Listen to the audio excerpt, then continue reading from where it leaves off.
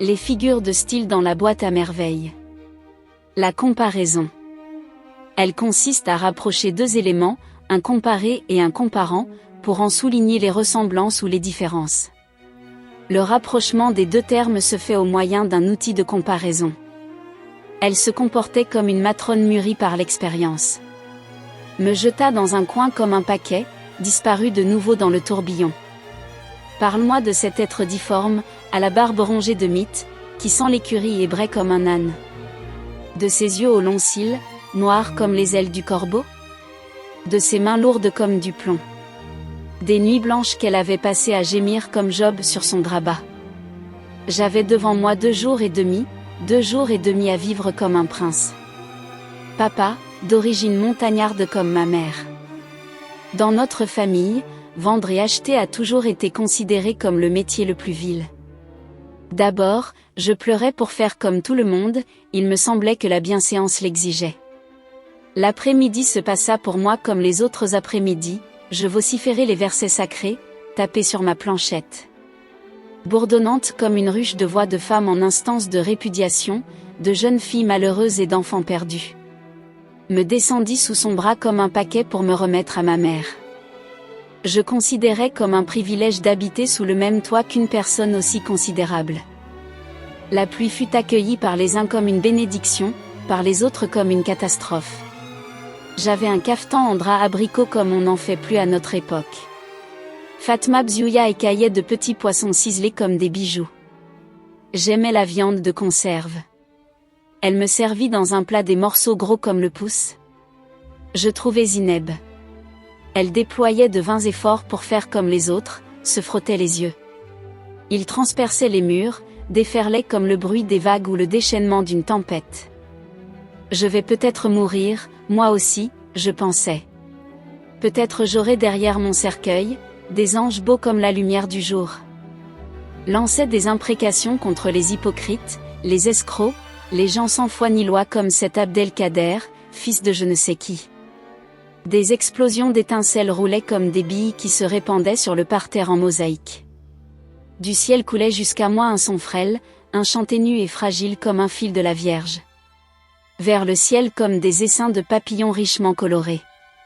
Des burnous somptueux voisinaient avec des tulles irisées comme des toiles d'araignée sous la rosée. Depuis longtemps, je désirais une petite glace ronde comme la sienne. L'oncle Othman fait ses 4 volontés. Il la traite comme sa fille. Zineb tapait comme une sourde sur un minuscule tambourin de pacotille. Elle éclatait au milieu de tous les bruits de la maison comme un cri d'alarme, parfois comme un sanglot d'agonisant. C'est un bienfait d'Allah de rencontrer un homme comme si Omar, ou comme ton vénéré père Ajali. Je me sentis léger, comme saigné à blanc. Le garçon tenait un tambourin comme les filles. Il l'abandonna pour s'emparer de ma trompette. Elles étaient d'un brun poussiéreux et toutes plates, comme vidées de leur sang. Les bijoux, c'est beau comme les fleurs. Va-t'en, lui disait-elle, galeux, sale comme un rat d'égout, va-t'en promener tes puces ailleurs. Ils avaient raison, tous ces boutiquiers, de les vendre au poids, comme des épices. Ils dominaient le tumulte, éclataient comme un orage. Seulement, devant les événements, mon père réagit comme doit réagir un homme. Lala Aïcha se mit à respirer comme un soufflet de forge. Elle les gourmandait comme des enfants terribles. Comme un linge. On ne peut plus faire entendre raison à cet enfant, il discute comme un homme. Au milieu de cette ivresse, éclata comme le tonnerre par un beau soleil d'avril. Elle rit comme une petite fille. La métaphore. La métaphore, comme la comparaison, elle rapproche 2 éléments, mais sans les relier par un outil de comparaison. Ma mémoire était une cire fraîche. Elle refusa poliment, déclara que ce thé était déjà un véritable printemps. Que t'arrive-t-il, chien galeux? Ses yeux n'étaient perméables à aucune pitié. Elle me demanda si j'avais l'intention de braire pendant longtemps encore. Tu es un cadavre et je n'aime pas toucher les charognes. Le soir, il rentre le cœur gros et les yeux rougis. Et dans la pénombre de sa grande pièce tendue de cretonne, la chouafa gémissait, se plaignait, conjurait, se desséchait dans des nuages d'encens et de benjoin. Un grand maigre à barbe noire, dont les yeux lançaient constamment des flammes de colère. Chacune des antagonistes, penchée hors de sa fenêtre, gesticulait dans le vide, crachait des injures que personne ne comprenait, s'arrachait les cheveux. Possédée du démon de la danse, elle faisait d'étranges contorsions. La personnification. C'est la représentation d'une chose ou d'un animal sous une forme humaine. Les petites flammes dansaient. Le soleil en robe d'or s'attardait à l'horizon. La bouilloire chantait. Un pigeon disait des mots si jolis. L'antithèse. On rapproche dans une même phrase deux idées opposées. Pour y renaître, il fallait d'abord mourir. Ceux-ci en rient, ceux-là en pleurent. Une voisine poussa un cri de joie ou un gémissement de douleur. Ma mère m'aspergea alternativement d'eau bouillante et d'eau glacée. L'hyperbole. On emploie des termes exagérés pour frapper l'imagination du destinataire. Je vais, me dit-elle, te donner à manger, tu dois mourir de faim. Des torrents de larmes inondèrent le visage. Les cris des enfants s'étaient transformés en torrents, en cataractes, en bruit de rafales. Des siècles passèrent. Les femmes continuaient leurs éternels voyages. Elles posaient 1000 questions à ma mère. Les cris de Lala Zoubida transperçaient les murs. Ma mère poussait des cris à se déchirer le gosier. Elle pleurerait pendant des jours et pendant des nuits. Elle posa 1000 questions à ma mère qui répondait avec complaisance. Il avait 1000 fois raison, rien ne peut détruire, effacer ou altérer la vérité. Je lui tenais de longs discours, lui posais 1000 questions auxquelles il répondait rarement. Ma mère fondit sur moi.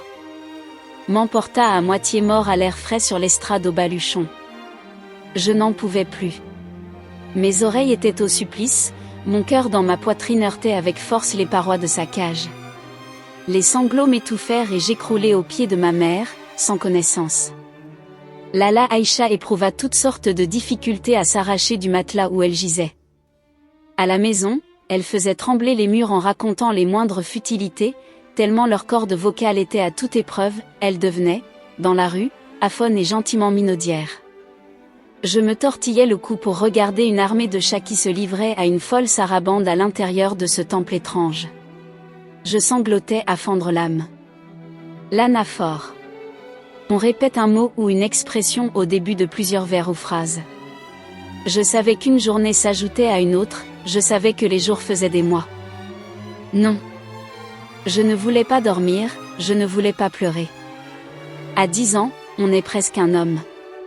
À 10 ans on parcourt tout seul le quartier.